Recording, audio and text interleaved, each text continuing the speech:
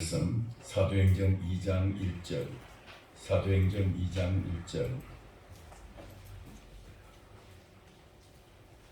요한복음 다음에 마태, 마가, 누가, 요한 다음에 사도행전입니다. 사도행전 2장 1절부터 4절까지. 사도행전 2장 1절부터 4절까지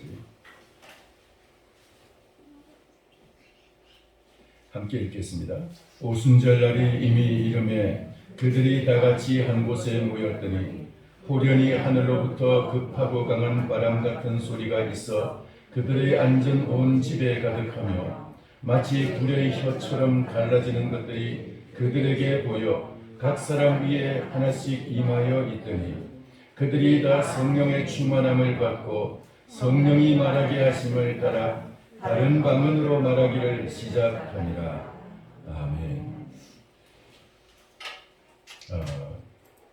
오늘은 성령 강림 주일이고 이 성령 강림 주일이 우리에게 왜 필요한지, 성령 강림 주일이 주는 의미가 무엇인지 한번 생각해 볼 필요가 있다고 생각합니다. 저는 지난 주일 승천 주일이라고 말씀을 드리면서 승천하신 예수님에 대해서 말씀을 드렸습니다. 예수님께서 제자들이 보는 앞에서 감람산에서 이제 하늘로 올라가시는데, 하늘로 마가복음 16장 19절에 보니까 지금 이제 그 제자들로부터 떠나서 하늘로 올리시니 하나님의 그 보좌 우편에 앉으시니라 그랬습니다. 그러니까 하나님 보좌 우편에 앉아 계시는 예수님. 로마서 8장 34절에 보면은 죽으실 뿐 아니라 다시 살아나신 이는 그리스도 예수시니 그는 하나님 보좌 우편에 앉으신 자요 우리를 위하여 간구하시는 자니라. 간구하신 자니라. 그리고 이 말씀을 또 요한 1서 2장 1절에 보니까 우리에게 하나님 우편에 대언자가 있다 그랬습니다. 대언자. 한번 따라서 합시다. 대언자. 이 대언자가 하나님 우편에 대언자가 있다 그랬는데, 그러니까 예수 그리스도께서 이 땅에서 승천하셔서 하나님 보좌 우편에 앉아 계시는 것, 이것이 승천의 의미예요. 그런데 그것으로 끝나지 않고 예수님은 요한복음 14장 1절 이하에서 이제 주님의 제자들이 이제 떠나게 되면서 이런 말씀을 하십니다. 너희는 하나님을 믿으니 또 나를 믿어라. 내 아버지 집에 너희는 마음에 근심하지 말라. 하나님을 믿으니 또 나를 믿어라. 내 아버지 집에 그할 곳이 많더라. 내가 너희를 위해서 처소를 예비하러 가느니 내가 저희를 위해서 처소를 예비하면 다시 와서 너희를 나 있는 곳에 데려가리라 말씀하셨습니다. 할렐루야. 그러니까 예수 그리스도께서는 이와 같이 하늘 보좌 우편에 계시면서 주님은 거기서 우리의 대언자로서, 그리고 이제 거기서 하나님 우리를 위해서 대신 우리를 위해서 기도하고 계시면서 지금 대제사장의 사역을 하고 계셔요. 아멘. 그런데 그것으로 끝나지 아니하고 주님은 우리를 위해서 다시 이 땅에 오셨어요. 다시 오셨는데 그 다시 오신 예수님, 그것이 바로 성령으로 오신 것입니다. 주님의 본체는 하늘 보좌에 우편에 계시고, 주님은 요한복음 14장 16절에 말씀하신 것처럼 내가 또 다른 보혜사를 너희에게 보내리니 이제 영원토록 너희와 함께 있게 하시리라. 영원토록 하나님께서 이제 예수님이 우리와 영원토록 함께 계시기 위해서 내가 또 다른 보혜사를 너희에게 보내겠다고 약속하셨습니다. 그 예수님은 보혜사예요. 보혜사. 요한일서 2장 1절에 말씀하신 거기도 대언자라 그러는데 그 말도 똑같은 보혜사라는 말과 같은 말이에요. 그러니까 대언자, 보혜사 똑같은 파라클레이토스라는 말이에요. 파라클레이토스. 이 파라클레이토스라는 말은 상담자라는 의미를 가지고 있고 변호사라는 뜻이 있어요. 변호사. 그러니까 헬라 시대, 고대 그리스 시대에 그 변호사를 파라클레이토스라고 했어요. 그리고 또 이제 법률 상담자를 파라클레이토스라고 했습니다. 일반적인 상담하는 사람도 파라클레이토스라고 했습니다. 또 위로하는 사람, 뭔가 이제 슬픔에 빠져서 절망에 빠져서 침체되어서 도저히 일어나지 못하고 정상적인 생활을 하지 못하는 사람에게 찾아가서 그를 위로하고 그에게 힘을 주어서 그를 다시 일으켜 세워서 정상적인 생활을 할 수 있도록 힘을 얻어서 다시 새 출발할 수 있도록 그렇게 위로하고 그에게 새 힘을 줄 수 있는 사람, 이 바로 파라클레이토스라는 거예요. 파라클레이토스라는 말은 곁에서 누군가가 이제 하는 일을 누군가가 옆에서 도와주는 사람. 본인이 하는 것은 너무나 힘들고 어려워 보이고 연약해 보이고 비실거리고 하지만은 옆에서 든든한 능력자가 곁에 서서 도와주고 조력하는 사람. 그게 바로 파라클레이토스라는 말이에요. 파라클레이토스. 이 말은 또 어떤 말이냐? 인도자라는 의미를 가지고 있어요. 인도자. 나는 지금 내 갈 길을 잘 알지 못해요. 어디로 가야 될지도 모르고 목적지도 모르고 그 길도 몰라요. 근데 곁에서 나를 인도해서 나의 목적지를 정확한 목적지를 알고 그 길은 가는 길도 알고 나를 이끌어가고 나를 인도하는 자가 있어요. 그게 파라클레이토스예요. 예수님께서 말씀하시기를 요한복음 14장 6절에 말씀하시기를 내가 곧 길이요 진리요 생명이니 예수님이 길이라고 말씀하셨어요. 근데 그 예수님이 다른 보혜사를 우리에게 보내주시고 했는데 그 다른 보혜사, 다른 파라클레이토스, 예수님이 원래 파라클레이토스로서 제자들과 함께 있었지만은 제자들과 함께 있는 그 파라클레이토스로 끝나지 아니하고 또 다른 파라클레이토스를 우리에게 보내주셔서 그를 마치 그 제자들에게 주님이 제자를 이끄시고 그들을 도우시고 그들을 가르치시고 그들을 주님께서 인도하셨던 것처럼 또 다른 파라클레이토스를 우리에게 보내주셔서 할렐루야 우리에게 보내셨습니다. 예수님은 지금도 하늘 보좌 우편에서 대언자로서 파라클레이토스로서 지금 아버지 앞에 간구하고 기도하고 우리를 위해서 아버지 앞에 또 이제 대신 말씀하고 계세요. 내가 말할 수 없는 것도 아버지 앞에 대신 말씀하시는 파라클레이토스 대언자 되시는 예수님. 또 우리에게 또 찾아오셔서 우리에게 보내주셔서 파라클레이토스로 우리에게 보내주셔서 우리 곁에 우리 안에 찾아오셔서 우리의 파라클레이토스 되시는 예수님. 할렐루야. 그분이 우리 안에 오셔서 나는 갈 길 알지 못해요. 나는 갈 길 모르나. 주님 우리는 근데 그 내 안에 오신 그 파라클레이토스 주님이 나의 길을 가르쳐 주시고 나의 목적지를 가르쳐 주시고 나의 길을 이끌어 가시는 내 길을 인도해 주세요. 요즘 파라클레이토스 비슷한 게 나와가지고 운전하는 사람 참 대단히 편하죠. 그죠? 운전할 때 얼마나 편한지. 옛날에 제가 부천에 있는 어떤 집사님을 신방을 하는데 그 근처까지는 갔는데 한 30분 이상을 그 근처에서 뱅뱅 돌았어요.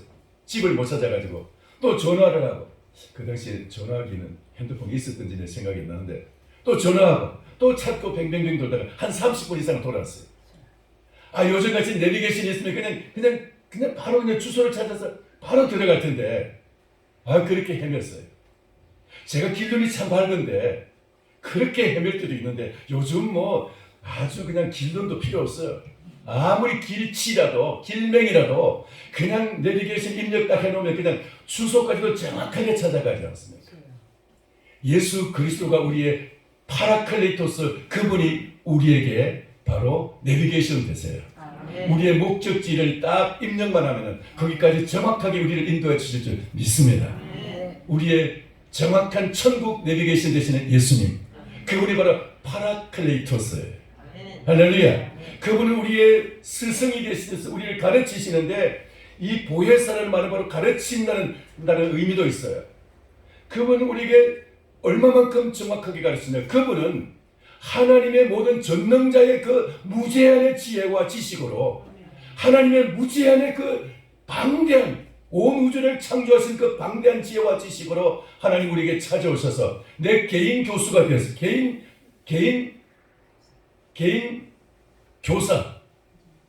교사가 되어 주셔서 우리에게 그걸 뭐라 그래요? 개인 교사. 그걸 뭐라 그랬어요? 개인 지도? 가정교사. 예, 가정교사가 되어 주셔서 우리에게 내 개인의 파라클레이토스 되신 예수. 그분이 우리에게 찾아오셔서 우리를 가르치시고 우리를 지도하시고 조금 전에 우리가 교동문에서 나왔습니다. 교동문에 보면은 내가 너에게 가르친 것을 모든 것을 생각나게 하고 가르친 모든 것을 생각나게 하고 그리고 가르치고 생각나게 하기로 그랬습니다. 예. 요한복음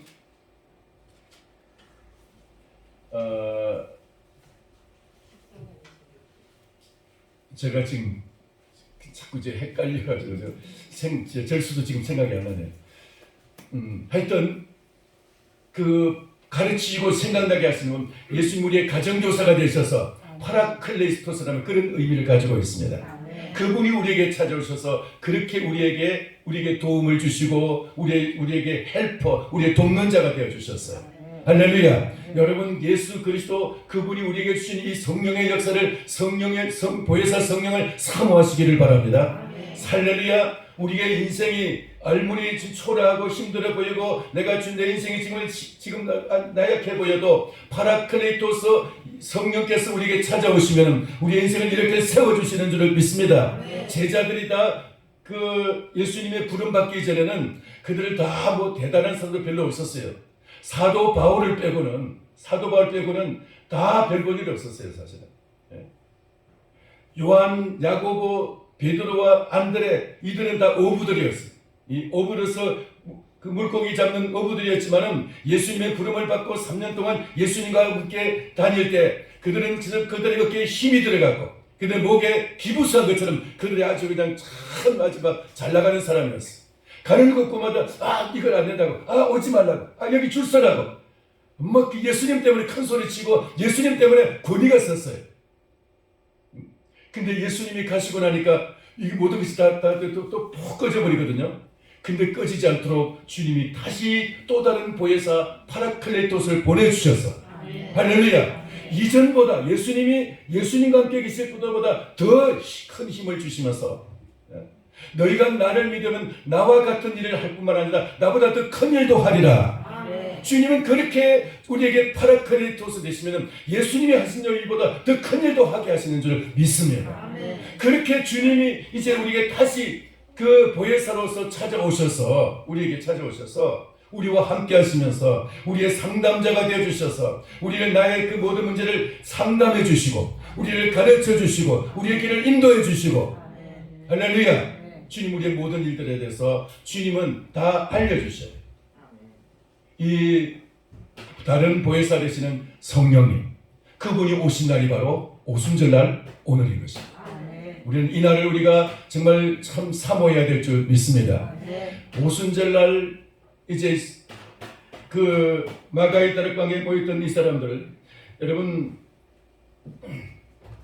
이들이 어떻게 성령을 받게 됐는지 잠깐 이제 말씀을 드리고자 합니다. 예수님께서 부활하시면서 사실은 이 부활하기 전 예수님이 이제 십자가에 죽으시고 나서 제자들은 낙심하고 이제 뿔뿔이 흩어지고 그러면서 그들은 정말 옛날 생활로 돌아가기 시작했습니다. 그러한 그들에게 예수님이 이제 나타나셔서 찾아가시고 그들에게 다시 힘을 북돋아주시고 위로하시면서 그들을 모으시기 시작했습니다. 그래서 40일 동안 그들과 함께 하시면서 주님이 다시 모으셨어요. 그리고 주님이 이제 40일째 성천하시는 날 주님이 성천하시면서 주님께서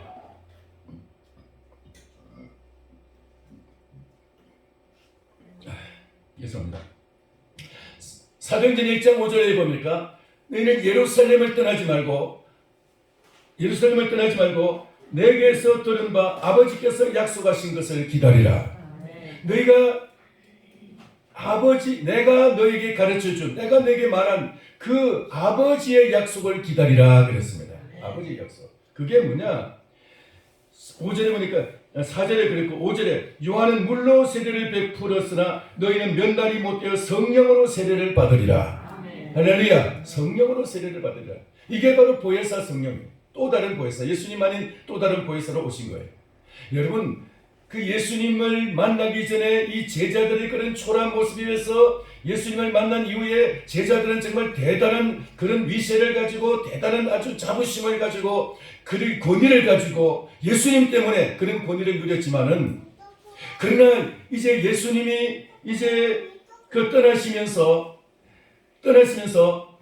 주님은 또 다른 보혜사를 주실 것인데 성령으로 세례를 받으리라. 이 말씀처럼 이 성령 또 다른 보혜사가 오시게 되면은 파라클레이토스 그분이 오시게 되면은 이전에 예수님 오시고 누렸던 그 놀라운 그 기쁨과 그 환희 그 영광을 그보다 더 크게 누리게 될 것이라 이 말이에요. 할렐루야. 저와 여러분에게도 이런 역사가 있기를 사랑합니다. 이런 은혜를 사모하시기를 바랍니다.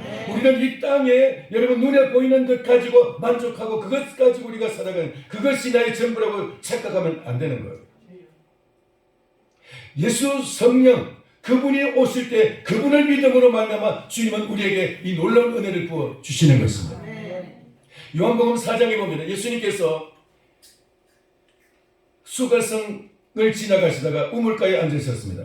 제자들이 이제 먹을 것을 찾아서 동네에 들어가고 예수님 혼자 있을 때 우물에 물 기르기 위해서 어떤 여인이 찾아왔습니다. 예수님이 그 여인에게 물 달라고 접근하셨고 그리고 이제 대화를 하다가 예수님이 이런 말씀하십니다. 네가 주는 물을 마시면 다시 목마르게 되리니와 내가 주는 물을 마시면 영원히 목마르지 않으리라. 여러분 그 여자가 어떤 여자이냐? 예수님이 말씀하시기를 네가 남편 5이 있었지만은 지금 남편도 네 남편이 아니다라고 말했어요.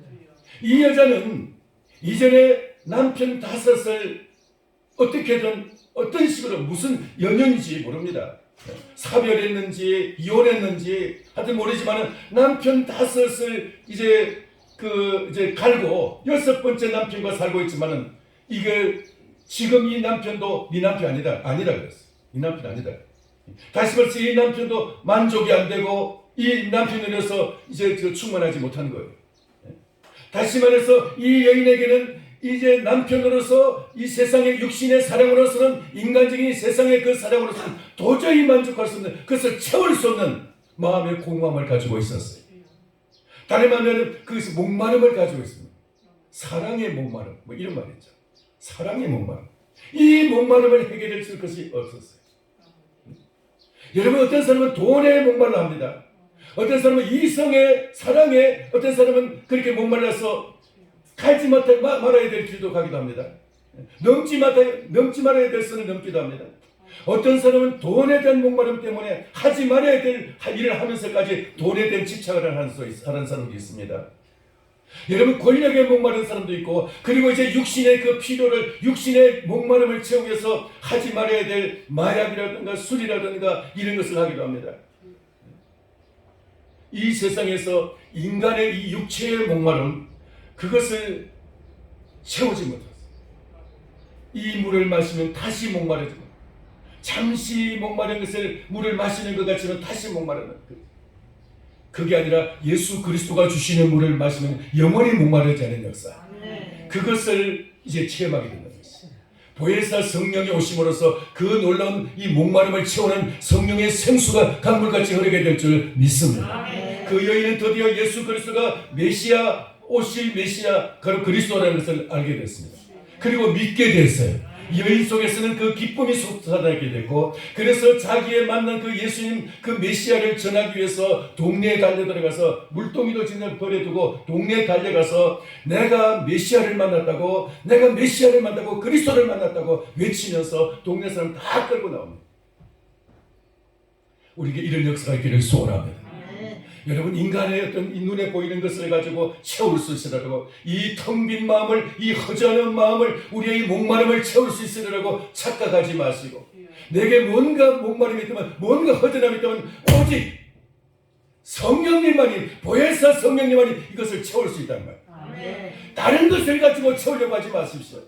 다른 것을 가지고 만족하려고 하지 마십시오. 이 세상을 가지고 만족이 안 되는 거예요. 그래서 속임수에 불과해요. 육체의 속임수예요. 헛된 것이 헛된 것. 마치 사막의 신기루와 같이 헛된 것이. 그것을 따라가다가는 결국은 그것 때문에 망하게 되는 거예요. 결국 그것 때문에 죽고 마는 거예요. 신기루를 따라가다 보면. 사막의 신기루가 그 사람을 구원합니까? 오직 예수 그리스도가 주시는 이 성령, 보혜사 성령, 생수 같은 이 성령님만이 우리를 채우시게 될 줄을 믿습니다. 하나님께서 인간 속에다가 그런 공간을 마련해 놓으셨기 때문에 인간이 이 세상에 눈에 보이는 것을 가지고는 절대로 채울 수 없는 세상의 것으로서는 절대로 결코 채울 수가 없는 그런 이 마음의 공간을 마련해 놓으셨어요. 오직 성령님만이 이 공간을 채우실 수가 있어요. 할렐루야. 성령님만.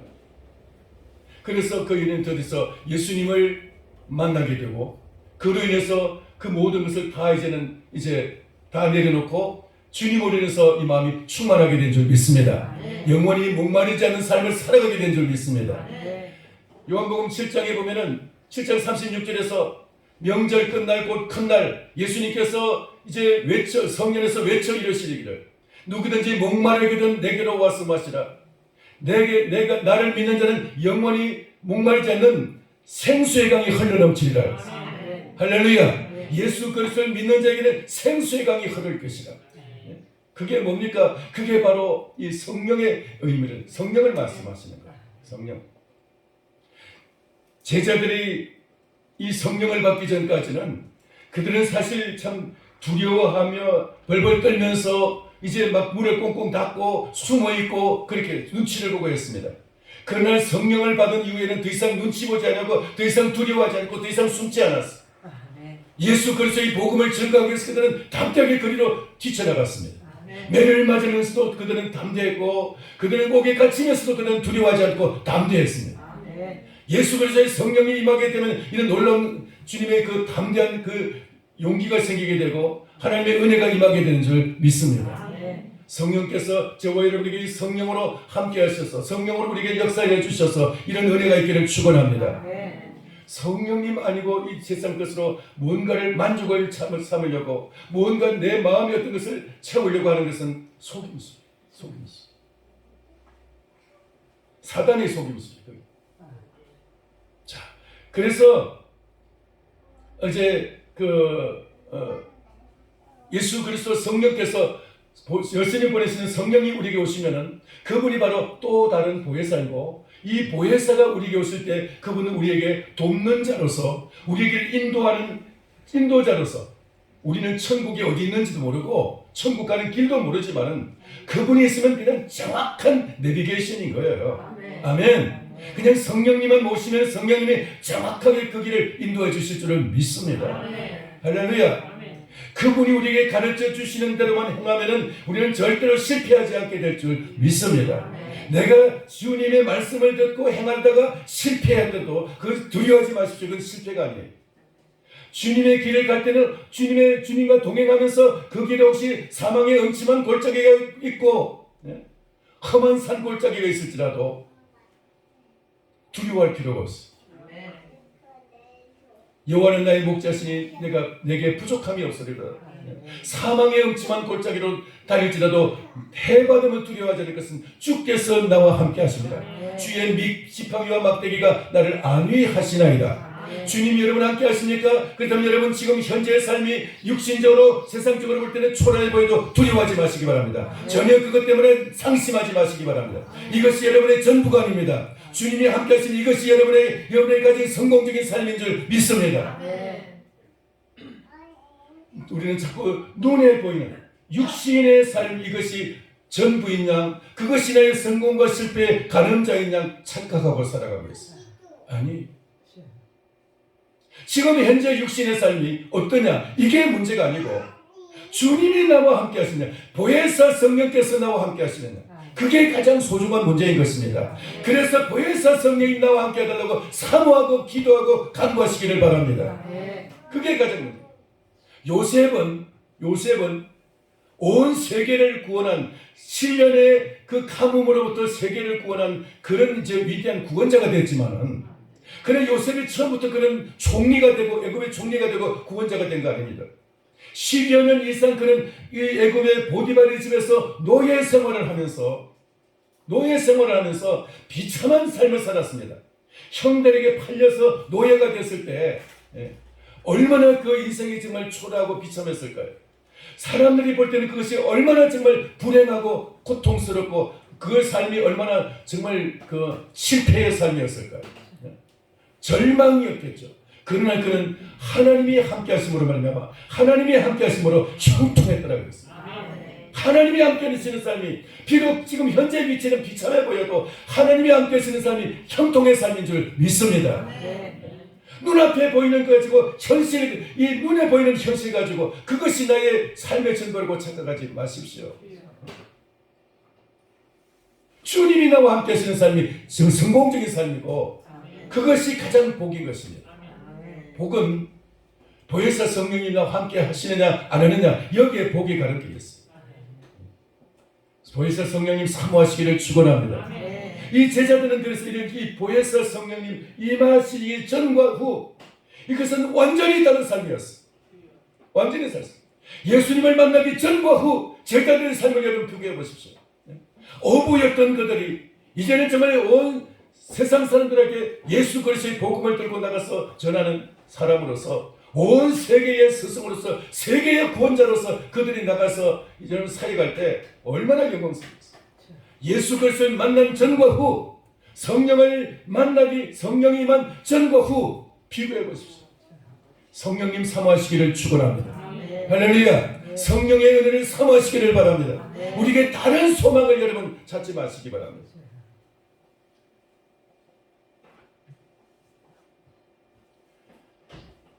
그래서 이 제자들이 그 예수님의 그 이제 예루살렘 떠나지 말고 아버지 내가 말한 대로 내게 들은 대로 아버지 약속을 기다리라.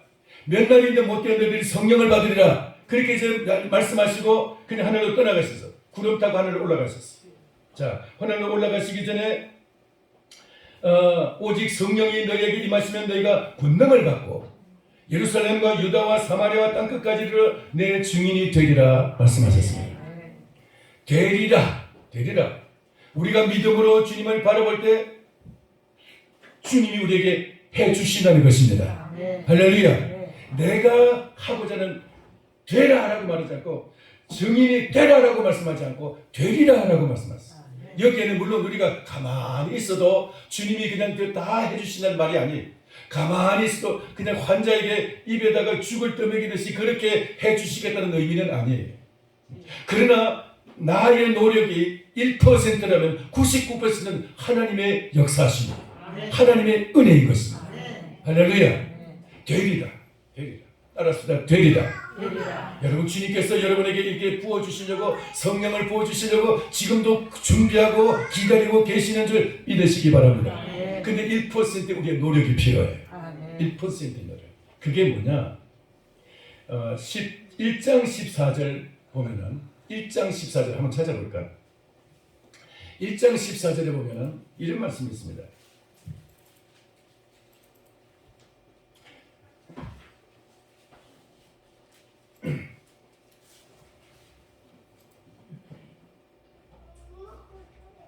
예, 같이 한번 읽겠습니다. 여자들과 예수의 어머니 마리아와 예수의 아우들과 더불어 마음을 같이하여 오로지 기도에 힘쓰니라.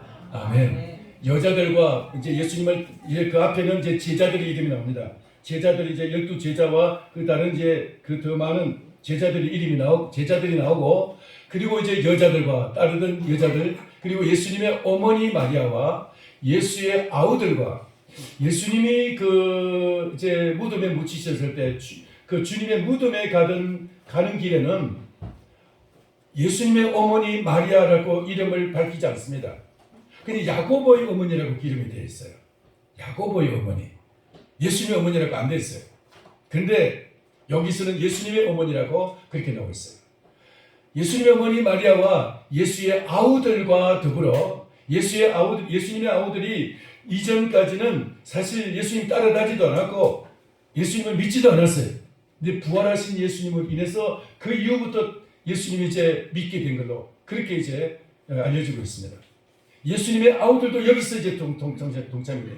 그 이전 마지막 초막절 때도 예수님 요한복음 7장에 보면 마지막 초막절 때 예수님이 이제 아우들이 예수님께 뭐라 했냐면 당신이 정말 나를 뭔가 이렇게 좀 자기를 드러내려면은 큰일 하려면은 예루살렘에 가세요. 왜 그 시골 여기 촌구석에 있습니까? 하면서 갈릴리에서 나서 예루살렘 올라가라고 그렇게 이제 말합니다. 그러니까 그때까지도 아직까지 예수님을 안 믿었다 그랬어요. 마지막 초막절 때. 근데 초막절이 이제 6개월 지나면 바로 6월절이에요. 초막절에서 6개월 전에 하면 6월절인데 6월절 때 이제 예수님이 십자가에 죽으시고 그리고 부활하신 이후에 제자들은 이제 그게 합류하게 돼요. 합류하게 되고 그리고 기도하는 자리에 예수님의 아우들이 함께 동참을 하게 돼요. 할렐루야. 그리고 여기서 같이 이제 기도를 하는데 어떻게 기도했느냐? 오로지 기도에 힘쓰니라. 마음을 같이하여 오로지 기도에 힘쓰더라 그랬습니다. 이 오로지라는 말, 오로지라는 이 말은 다른 말로는 옛날 성경에는 전혀라고 되어 있고요. 어떤 성경에는 도무지라는 그 말도 있어요. 도무지. 하여튼 이 말은 오로지, 도무지, 혹은 또 이제 전혀, 이 말은 다른 이것 빼고는 아무것도 더 이상 신경 쓰지 않고 더 이상 관심을 갖지 않고 모든 신경, 모든 관심이 다 한 군데 집중됐던 거예요. 기도에 집중이 됐어. 모든 그의 관심과 신경이, 그의 모든 정신이 집중이 돼가지고 마음이 집중이 돼서 무엇에 집중됐어요? 기도에 힘썼는데 집중이 되었어요. 여러분 이 자리에서 예배하는데 여러분 예배만 집중하고 있습니까? 일단 이거 복이에요. 근데 마음이 여기 있으면서 몸이 여기 있으면서 마음이 지금 집에 무슨 일이 있을까 하면서 막 집 생각을 하고 또 딴 생각을 하고 지금 TV에 뭐 하고 있을까, 드라마를 하고 있을까 막 이런 생각을 한다면 그 마음이 집중이 안 된 거예요. 마음에 집중해서 기도에 힘썼대. 기도에 힘썼는데 언제까지요? 성천하신 이후부터 오순절까지 열흘간. 성천하신 날부터 오순절까지 열흘간. 이것이 바로 오로지 기도에 힘쓰는, 오로지 기도하는 주간이에요. 따라서 오로지 기도 주간, 오로지 기도 시간. 이게 좀 이걸 했으면 좋았을 텐데 못했습니다만은 오로지 기도에 힘썼다. 오로지 기도. 따라서 오로지 기도. 오직 옛날 성경에는 오직 기도였어요. 오직 기도. 이 말의 원어는 의미가 무슨 뜻이냐면은 이런 뜻이에요. 우리말로 젖먹는 힘을 다해서 그런 말이죠. 젖먹던 힘을 다해서 그런 말이에요. 젖먹던 힘을 다해서. 그러니까 이 말은 또 다른 의미로서는 사형수가 옛날 사형수들은 로마 시대는 서로 경기장에다 두고 서로 이제 칼을 주어서 서로 싸우게 합니다. 그 자리에서 이기면은 살고 지면은 죽는 거예요. 지면은 이제 눕혀놓고 목을 발로 밟고 그리고 칼을 듭니다. 근데 관중들이 이렇게 하면 살려주라는 뜻이고 이렇게 하면 죽이라는 뜻이에요. 이렇게 하면 그냥 죽이는 거예요. 그냥 이렇게 하면 그렇게 살기 위해서 그냥 지면 죽는 거예요. 지면. 그때 힘을 발휘하는 것이 어떻게 발휘해야 돼요? 그때 발휘하는 힘이 바로 오로지 그런 의미예요. 그때 젖먹는 힘을 다해서 죽기 살기로 그냥 죽을 각오를 가지고 힘을 쓰는 것. 그게 바로 이 오로지라는 거예요. 그렇게 기도했을 때 하나님의 성령이 임하게 되었더라. 근성으로 기도하는 것이 아니라 이렇게 오로지 기도할 때 하나님은 우리에게도 이런 은혜가 있기를 소원합니다.